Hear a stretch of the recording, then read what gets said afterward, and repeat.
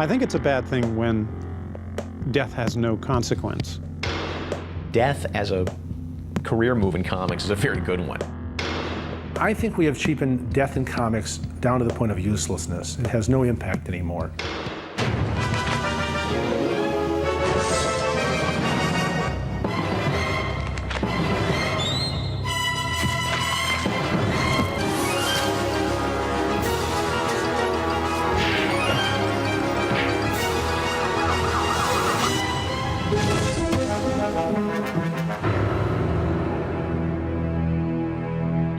Like the mythological heroes of ancient times, comic book characters seem to walk the line between mortal and immortal. They're simple adventure characters, but at the same time, they can symbolize so much more.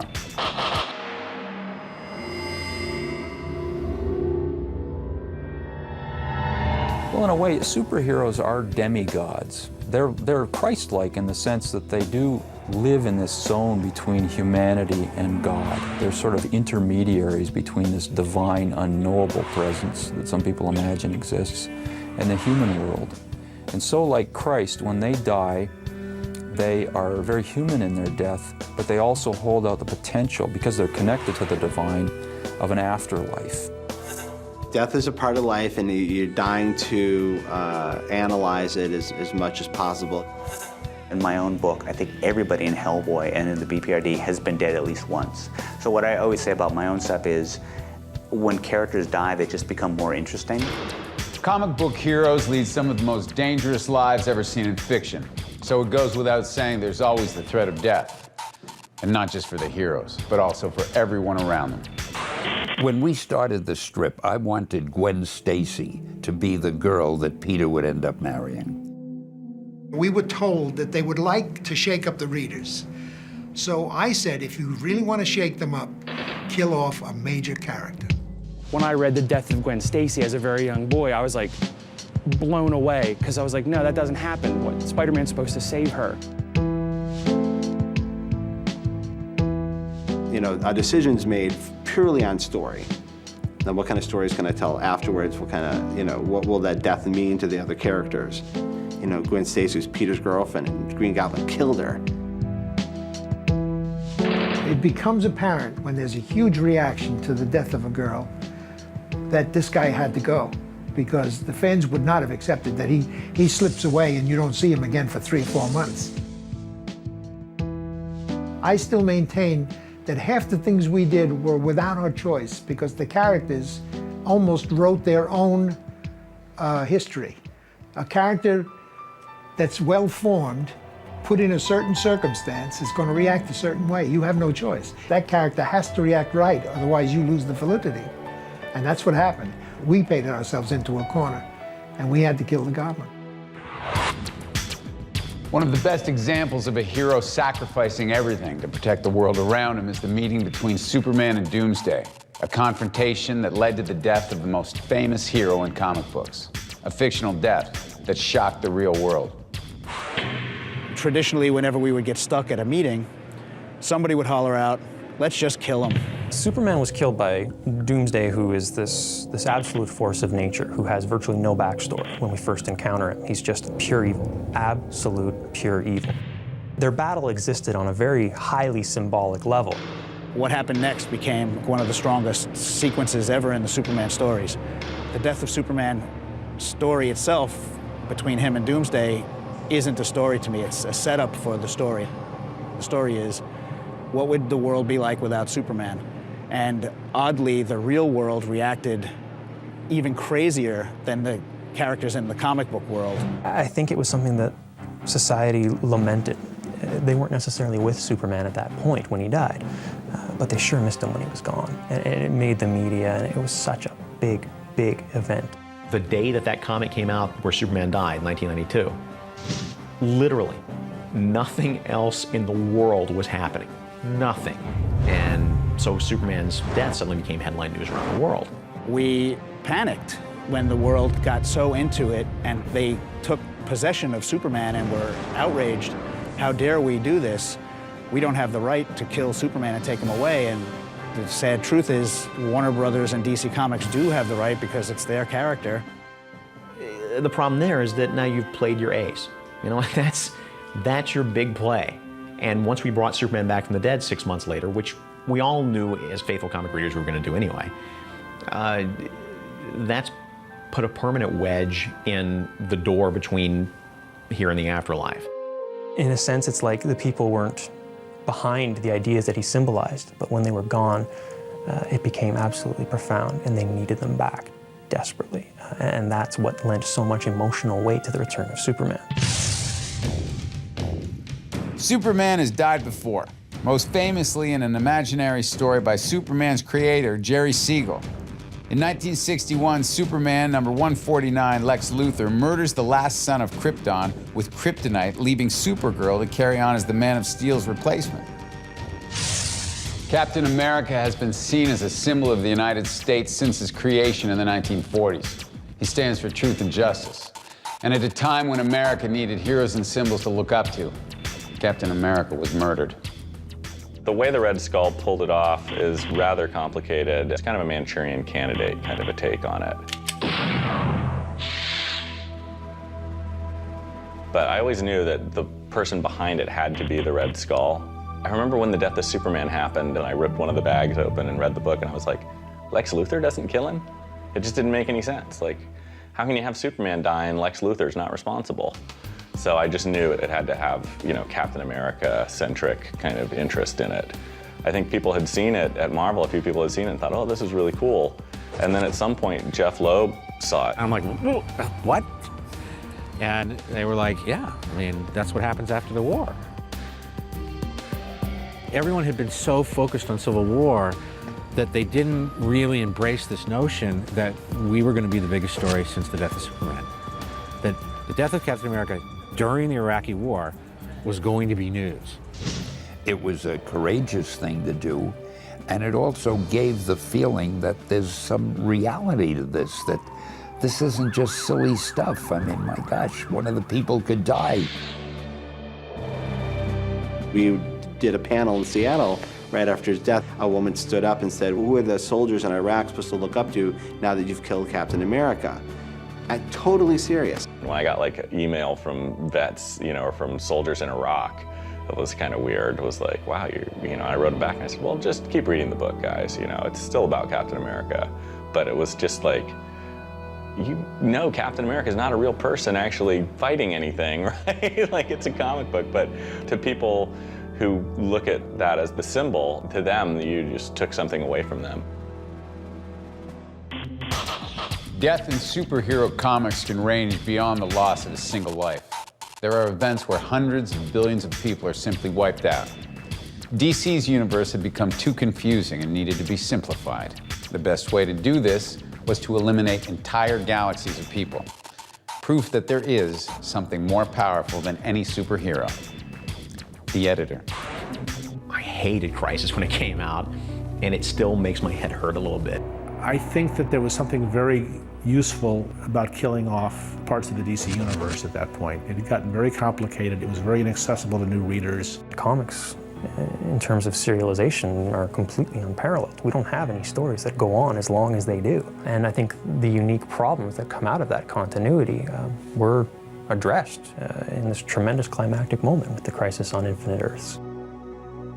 There were multiple versions of Superman because there was an Earth 1 and an Earth 2, which was the original Superman, but why it was Earth 2, I don't know, since he came first. Then there was an Earth 3, and there were all these other Earths, and there were all these different characters.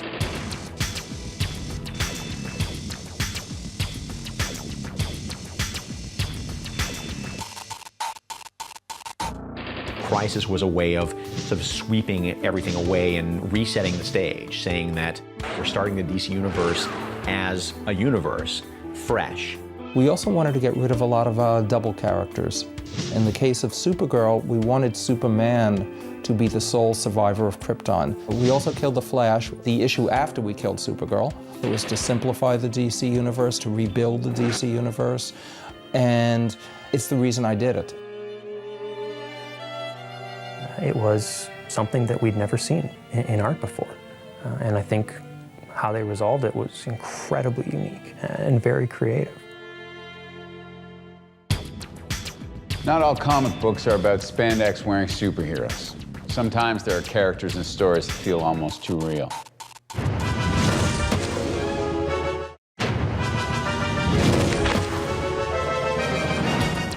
Not all comic book characters can easily walk back and forth between life and death. And not all creators find it so easy to end a character's life. It is not easy to kill a comic book character. You have so much invested in them, the reader's invested. So it's not something you do lightly, it's not something you do for effect. You become attached to these characters as if they were a pen pal or a phone friend. You may not have ever actually shook their hand, but the communication on an internal level is just as strong as it could be with the person that you've always talked to on the phone. So you don't want to lose them. You begin to value the character. People are always drawn to human elements in stories, and whenever you can relate to a character in a story, it becomes effective. And I think it was an area of the comic book market that wasn't being attacked. And I think he saw that and decided to put more real-life stories and real-life issues into this comic book so that people could really relate to his comic. When I started the series, the first thing I took on was AIDS. I wanted to show the story of the impact on people, not statistics, not advice. I just wanted to show the toll that it takes on people. That I didn't feel like there was enough of those stories out there. And the first thing we began addressing was, here's a character with AIDS, and they're not going to make it. And what is that like for everybody that loves that character? It is very strange to write their demise. When I did do that in my series, I really focused on the fact that, well, these things happen. There's no way around it. And there is a good way and a bad way to deal with it.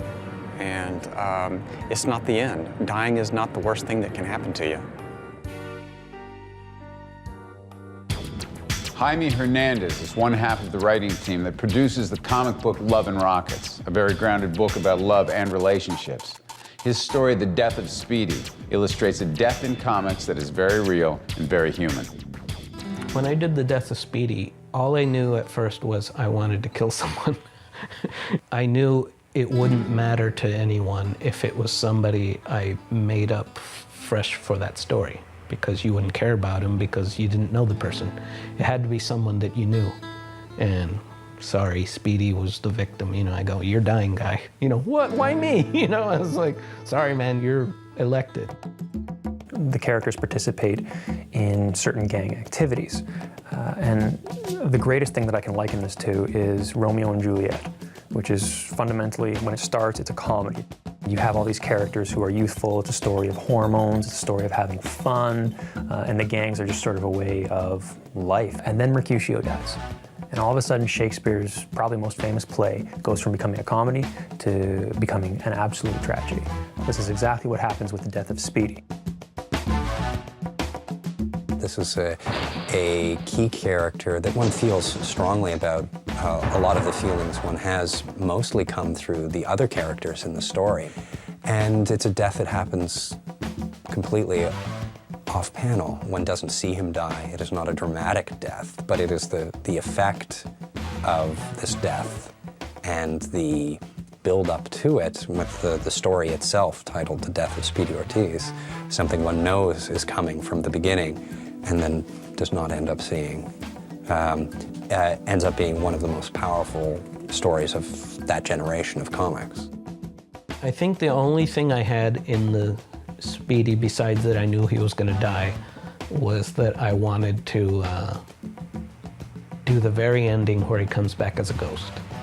That happened to someone close to me.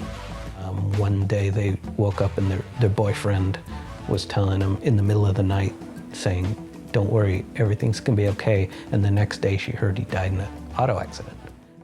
Beautiful ending. It's just the sense of haunting, the sense of that he's gone, but his spirit still has some sort of place in this world, which of course it does. The death of Speedy haunts Love and Rockets for the rest of the series' first run. It's something that weighs heavily on their mind, very similar to the death of Gwen Stacy in Spider-Man. It affects the world. Strange Adventure number 205 ushered in the arrival of a very special hero to the DC universe, Deadman. Former circus acrobat Boston Brand dies in the first issue and spends his afterlife trying to find out the identity of his killer.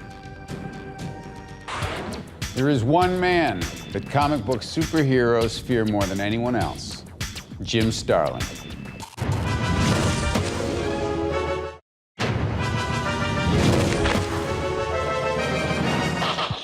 From the universe-ending forces behind Crisis on Infinite Earths to the more grounded and realistic Death of Speedy, comic books have dealt with death in many forms. Here's some essential reading on death in comics. This is Comics 101. The Crow is a supernatural story about a young couple in love who both meet their tragic end through gang violence. Written and drawn by James O'Barr, The Crow is a very moving story about love, death, and revenge. Fallen Sun is Jeff Loeb's 5-issue follow-up to The Death of Captain America, and it stars some of the biggest heroes in Marvel Comics. Each book is representative of one of the 5 stages of grief, giving the death of Cap more depth and meaning. Neil Gaiman's Death, The Time of Your Life, is a story about love, relationships, sacrifice, and death. Death being personified by an attractive teenage goth girl. There is one man who can make even the most powerful hero quiver. Hello, I'm Jim Starlin, and I specialize in wet work involving superheroes.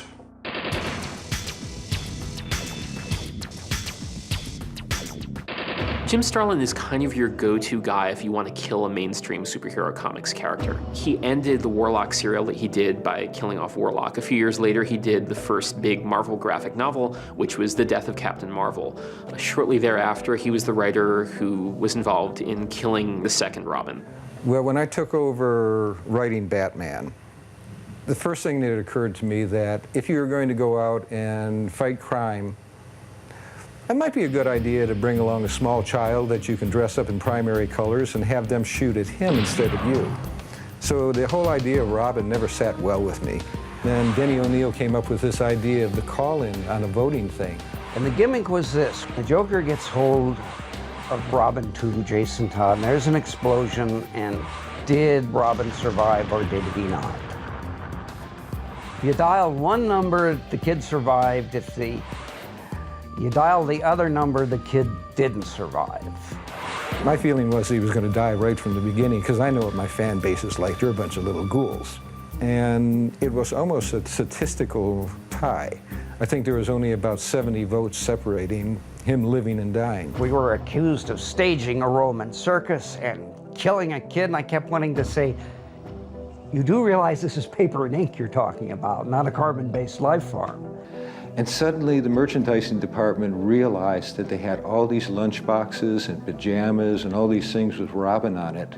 And so suddenly the whole idea was Jim's idea. And that was pretty well the end of my time working up there for a while.